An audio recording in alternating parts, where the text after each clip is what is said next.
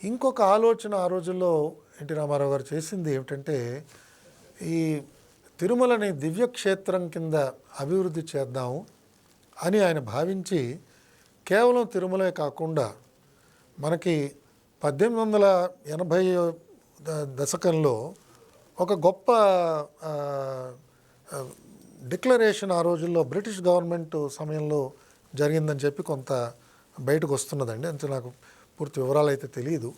కేవలం తిరుమల కొండ వరకే కాకుండా ఇవాళ తిరుమల కొండ మాత్రమే తిరుమల తిరుపతి దేవస్థానం ఆధ్వర్యంలో నడపబడుతున్నది. అలా కాకుండా చుట్టూతా ఉన్న ప్రాంతం అంతా కూడా తిరుమల తిరుపతి దేవస్థానం ఆధ్వర్యంలో ఇది నడవాలి.